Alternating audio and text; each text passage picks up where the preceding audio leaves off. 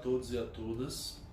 Nesse momento vamos dar continuidade à apresentação da primeira aula e iremos abordar especificamente a origem da arte sacra e a arte religiosa, e para que vocês possam então compreender um pouco dos conceitos básicos que norteiam as definições e as tipologias acerca do Museu de Arte Sacra de Pernambuco. Em primeiro lugar, é interessante que vocês compreendam um pouco sobre a temática. A arte sacra, de uma forma geral, ela tem origem ainda nos primórdios do cristianismo, do pré-cristianismo até, quando, para sobreviverem, os cristãos expressavam sua fé através de pinturas nas catacumbas. Era a maneira que eles tinham de poder resguardar e transmitir a sua fé. Isso deu origem aos primeiros ícones católicos, que basicamente eles tinham por objetivo transmitir as palavras de Cristo, transmitir o conteúdo acerca do cristianismo. Com o passar do tempo, o cristianismo se tornou a religião oficial do Império, né? Então a arte sacra ela tem sua origem ainda no período pré-cristão, porém, ao se estabelecer a cristandade, o cristianismo como a religião oficial do Império, ela começa a ascender de uma forma contínua. E, à medida que essa fé vai se propagando por todo o mundo, diversas maneiras de expressar e de se ensinar o Evangelho são criadas. O que ocorre? Até pouco tempo atrás era muito comum que a maior parte da população não fosse letrada. Então, as imagens elas tinham uma função didática de transmitir o Evangelho, de transmitir os ensinamentos dos textos sagrados. Então, é muito comum que essas imagens elas sejam repletas de símbolos, de elementos que remetam à liturgia. Isso ocorreu desde os primórdios até a contemporaneidade. Vale ressaltar que a imagem ela vai passar por várias modificações estéticas de acordo com o local em que era produzida, trazendo isso para a realidade do Brasil. No início da colonização, os portugueses se depararam com os nativos, com os índios da região, e foi iniciado todo um processo de evangelização. O que ocorre? Várias ordens regulares, as ordens religiosas, vieram para cá para se fazer esse processo missionário, esse processo de evangelização. Uma das práticas que foi considerada na época a mais efetiva para se trazer o indígena para o universo simbólico, para a realidade cristã, foi através da evangelização pela arte.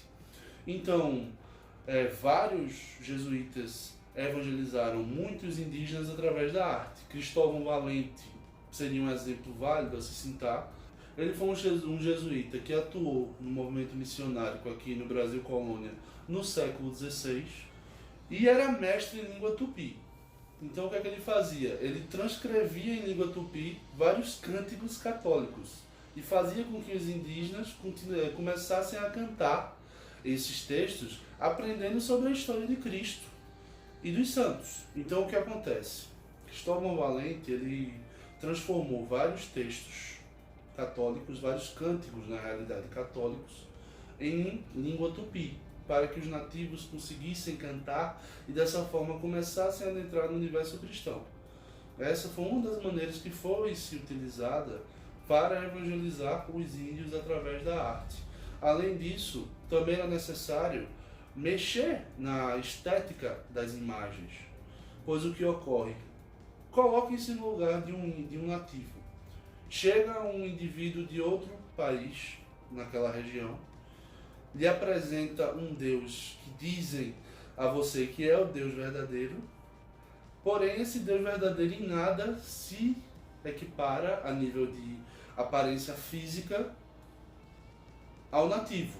Então, com o tempo, para ajudar nesse processo de evangelização, foram feitas releituras das imagens de Nossa Senhora e de Cristo, fazendo com que várias esculturas sacras ganhassem feições típicas dos nativos da região. Isso vai ocorrer em vários estados, tá certo? Para citar, Ouro Preto ganha as imagens feitas por Aleijadinho têm características específicas do povo. As imagens feitas por Manuel da Silva Amorim, que foi uma artista sacra que viveu aqui em Pernambuco no século XIX. Ela também tem elementos típicos dos caboclos locais. Então, isso vai ser uma técnica que vai ser utilizada por vários séculos para facilitar o processo de evangelização. E além disso, existe toda uma profundidade litúrgica por detrás também. Porque o que acontece? Diferente da igreja do Oriente, onde se existe uma tradição baseada em um objeto mítico, que seria o equivalente ao Santo Sudário de Turim, mas no caso o nome que eles dão é Mandilion. Acredita-se que nesse objeto Cristo teria enxugado sua face, seu suor, e lá teria ficado marcado sua imagem. Então muitos dos ícones que são produzidos são baseados nesse objeto mítico. A igreja do Ocidente ela não vai seguir esses mesmos padrões. Inclusive vai perpassar, vai pregar a ideia de que tanto Deus como Nossa Senhora eles não têm um único rosto, uma única face. Maria e Cristo são ecumênicos por natureza, então eles se transformam e aparecem de acordo com a cultura e com a região. Daí vocês vão ter vários exemplos pelo mundo, como por exemplo Nossa Senhora do Guadalupe, no México, que é uma imagem com feições dos nativos de lá. Aqui no Brasil nós vamos ganhar Nossa Senhora Aparecida, que é uma representação de Maria Negra. Inclusive toda a história que permeia o universo da trajetória, da devoção e da fé à Nossa Senhora Aparecida tem um significado muito interessante. Inclusive, falando um pouco sobre a origem de Nossa Senhora Aparecida, acredita-se que, além do milagre bem conhecido da multiplicação dos peixes, um dos primeiros milagres realizados pela santa em si teria sido que, em um determinado momento da história, um escravo passava, na época, pela igreja onde estava a Nossa Senhora Aparecida. E ele pediu ao seu senhor que autorizasse que ele fosse lá prestar uma homenagem, fazer uma oração à Nossa Senhora Aparecida. Esse senhor de escravo ele teria se negado a realizar esse desejo do seu escravo, e neste momento esse fiel teria só lhe rogado a Nossa Senhora que arrumasse uma forma de fazer com que ele pudesse rezar e ver a imagem da santa. E milagrosamente as correntes se quebraram e esse fiel teria recebido a alforria. Então vejam que interessante, a imagem de Nossa Senhora Aparecida aqui, ela é interligada com o universo negro. Então é algo que ela ganha uma feição, uma característica, uma personalidade própria que co-identifica-se com um povo que durante muitos séculos sofreu com os grilhões da escravidão. Também é possível citar o exemplo de Nossa Senhora dos Sagrados Corações, que posteriormente ganhou o título de Nossa Senhora do Brasil. É uma imagem que acredita-se que sofreu inspiração do padre Anchieta para a sua confecção. E tem a representação de Maria, tanto Maria quanto o menino Jesus com feições indígenas. Então é uma imagem também que retrata um pouco do que eu venho abordando, de como a arte sacra ela se adequa ao local em que é produzida. Mas o que ocorre? À medida que essas imagens elas vão sendo inseridas em novos ambientes, elas começam a ganhar novas maneiras de serem representadas, sem perder sua funcionalidade original, que era o culto. Porque toda a arte sacra ela é produzida exclusivamente com a finalidade do culto religioso. Ou seja, ela tem a função sagrada de fazer um intermédio entre o profano, no caso o homem, com o divino, com Deus. Então ela tem essa finalidade sagrada, diferentemente do que denominamos de arte popular religiosa. Que a arte popular religiosa já são releituras feitas por artistas da região, por fiéis, que elas geralmente unem inúmeros elementos que provêm do lúdico, do imaginário desses artistas, com os símbolos da cultura local. Ou seja, aqui no museu, nesta imagem que vocês observam agora, vocês podem observar que é um presépio regional, onde o menino Jesus encontra-se deitado em uma rede, com animais em um cenário bem típico da região. Maria e José, representados por dois personagens nordestinos, com as características, com as feições e com as vestimentas de dois nordestinos. E além de tudo, os três reis magos são representados por Lampião, Zumbi dos Palmares e Antônio Conselheiro. Então daí vocês tiram, através dessa imagem, um dos exemplos de arte popular religiosa que nós temos aqui no museu. Então basicamente dividimos dessa forma. Arte sacra, peças, objetos, paramentos que são utilizados especificamente com a finalidade do culto religioso, arte religiosa, imagens vinculadas à devoção popular do fiel. Essa é a definição básica dentro das nossas exposições principais. O museu se divide entre arte sacra e arte popular religiosa. Nesse momento, nós estamos com uma exposição inédita, feita em parceria com a Fundação Joaquim Nabuco, que se intitula de Rogai por Nós. O objetivo dessa exposição, ela mescla justamente o sacro, o erudito, com o popular. Então vocês têm nas exposições, nas 3 exposições que fazem parte dessa exposição temporária, Rogai por Nós, uma mescla de arte sacra e arte religiosa, mostrando que independente de cor, de raça, de valor financeiro que cada imagem represente, o principal é a fé, é a crença, é a devoção. Então não interessa se você está rezando para uma Nossa Senhora da Conceição deste tamanho que fica no seu oratório em casa, ou se você está rezando para uma Nossa Senhora da Conceição barroca do século XVIII, toda policromada com folha de ouro, com douramento, dentro de uma igreja. O que importa é a sua fé, é a sua devoção. Então essa exposição ela teve início em dezembro do ano passado, ainda está montada conosco, infelizmente nesse momento inacessível devido a toda essa pandemia, mas vocês agora podem observar algumas imagens de como está a exposição Rogai por Nós. Aqui temos uma imagem da inauguração, seguindo nós temos uma outra imagem agora retratando uma ação educativa feita em parceria Fundagem e MASP, que objetivou trazer alguns jovens da comunidade do Pilar para vivenciar um pouco dessa experiência educativa no MASP. Então, além da exposição Rogai por Nós, os educadores da Fundagem fizeram algumas atividades com os alunos, como confecção de anjinhos e outros materiais que eles uniram e produziram um altar. Um altar simbólico que foi colocado temporariamente à disposição. Além disso, vocês agora observam um outro espaço onde é possível identificar um Cristo ao centro do século XVII. Inclusive essa imagem ela é muito interessante, fazendo uma ponte com o que eu venho falando no início do vídeo, no início para metade do vídeo, sobre como essas imagens elas mudam as feições de acordo com o local de origem. Acredita-se que esse Cristo do século XVII ele veio da região de Macau, na China, que era a colônia portuguesa e tinha ligação com a colônia brasileira. Se vocês observarem nessa imagem agora, vocês veem com um zoom que ele tem feições asiáticas. É uma imagem também muito interessante que, além disso, a simbologia dela reflete o Cristo ainda vivo na cruz, com os olhos abertos olhando para o céu, caracterizando o momento que ele estaria rogando a seu Pai.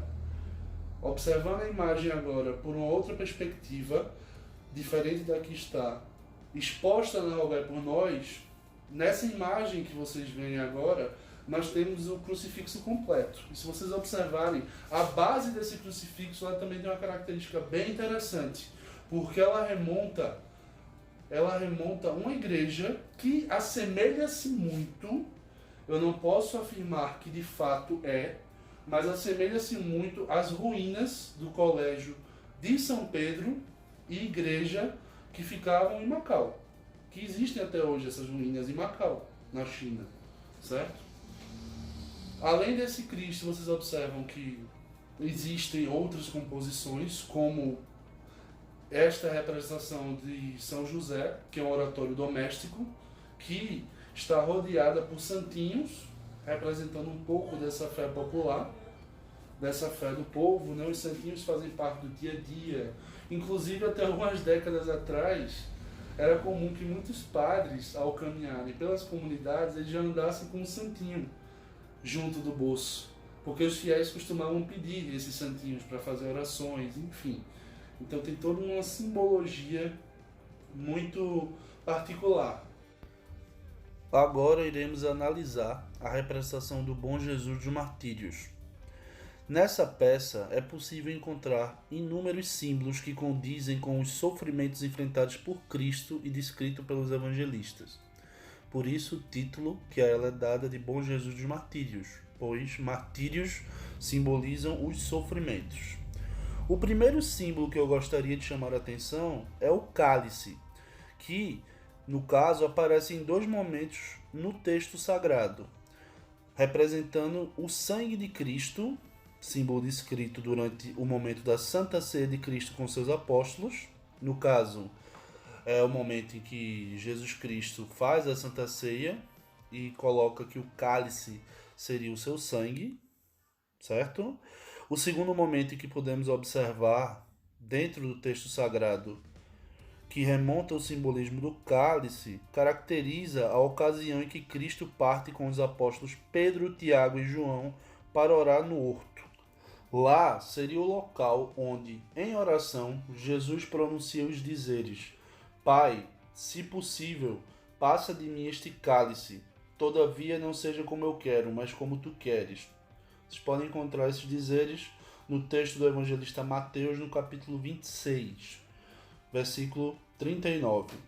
Inclusive, vale uma pontuação que Chico Buarque, ele se inspirou nesse trecho do texto sagrado para fazer a música Cálice, né? Outro símbolo encontrado na imagem é o da espada com a orelha em sua lâmina. Nesse contexto, esses símbolos representam o momento que Cristo foi encontrado pela multidão, guiada por Judas, de servos do príncipe e ajudantes do sumo sacerdote que vieram para capturá-lo. Segundo o relato, nesse momento, um dos apóstolos teria decepado com sua espada a orelha de um dos ajudantes do sumo sacerdote. Essa passagem é facilmente encontrada nos textos tanto de Mateus, Marcos, Lucas e no de João. Vale sempre ressaltar que somente o último evangelista, citado agora, no caso João, é que coloca como responsável pelo golpe o apóstolo Pedro. Os outros não citam isso.